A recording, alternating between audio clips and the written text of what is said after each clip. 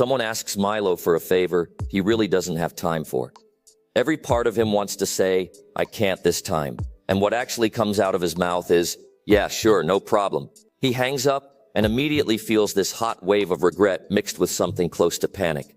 If that's ever happened to you, the words yes slipping out before your brain even finished processing the question, you already know this isn't politeness. Something else entirely is running the show. Here's what nobody tells you about people who can't say no. It's not that they're weak or that they secretly enjoy being overextended. It's that somewhere along the way, no got mentally filed as dangerous instead of normal. And once you understand where that wiring comes from, the pattern stops looking like a personality flaw and starts looking like exactly what it is.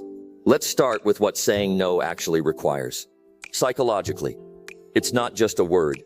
It's an act of risking someone else's disappointment on purpose in real time. For most people, that risk feels small and manageable. But for chronic people pleasers, disappointing someone doesn't register as a minor social discomfort. It registers as a threat. Psychologists call this rejection sensitivity, a heightened, almost physical reaction to the possibility of being disliked or abandoned. And it's not irrational to the nervous system. It's often the direct result of learning, very early, that approval wasn't guaranteed. It had to be maintained. A lot of chronic yes-sayers grew up in environments where love or attention felt conditional, tied to being agreeable, easy, low maintenance. Maybe conflict in the house felt genuinely unsafe. Maybe a parent's mood shifted the moment a child pushed back on anything.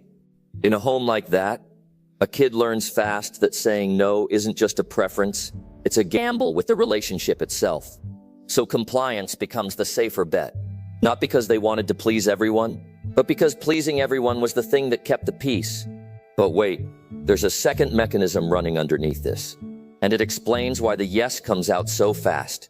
Before there's even time to think, there's a concept in psychology called anticipatory anxiety, where the brain reacts to an imagined future consequence, as if it's already happening.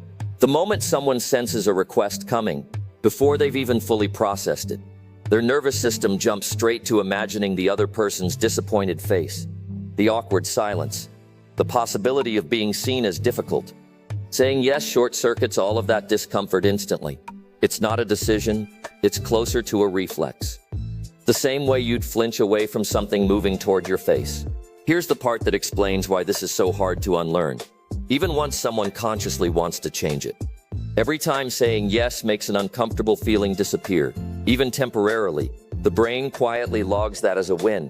Psychologists call this negative reinforcement, a behavior getting stronger, not because it produces something positive, but because it makes something unpleasant go away fast. The relief of avoiding conflict becomes its own reward. Which means people-pleasing isn't really about the other person at all.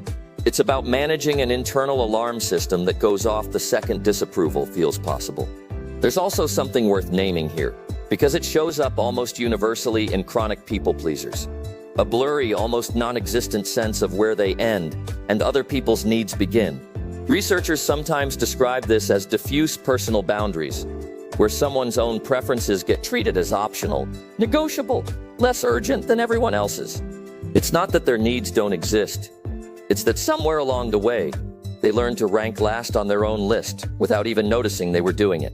Now here's something that might completely shift how you see this pattern.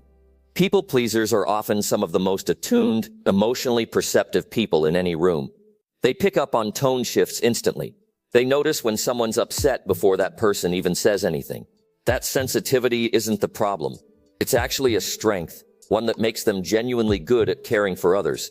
The issue is that somewhere along the way, that awareness got pointed entirely outward, with nothing left over to notice their own limits. This also connects to identity. For a lot of chronic yes-sayers, being the reliable one, or the easy one, becomes part of how they see themselves. And once helpfulness becomes identity instead of just behavior, saying no doesn't just risk disappointing someone else. It risks a small identity crisis. If I'm not the person who always helps, who am I? That question is uncomfortable enough that saying yes, even at real personal cost, often feels easier than sitting with it. Here's the part worth saying clearly. Because a lot of people carry quiet resentment about this, without ever tracing it back to its source. Constantly saying yes doesn't actually protect relationships. the way it feels like it does. It just delays discomfort and quietly moves the cost onto future you, the one who's now exhausted, overcommitted, and slowly starting to resent people who never even knew there was a problem because they were never told no in the first place. Saying no, done kindly and clearly, isn't rejection. It's actually a form of respect, both for the other person's ability to hear an honest answer and for your own limits. Real relationships, the ones worth keeping, tend to survive an honest no. The ones that don't were usually built on the yes all along, which says more about the relationship than it ever did about you. The goal was never to become someone who says no to everything. It's learning that your comfort is allowed to matter in the equation too, not as an afterthought, but as a starting point. Because the version of you that can say no without spiraling isn't selfish. It's just finally safe enough to take up space. If you've ever said yes and immediately regretted it, hit subscribe. And if you want to understand why some people go completely quiet during conflict, instead of arguing back, that video is going to explain more than you expect. Click it.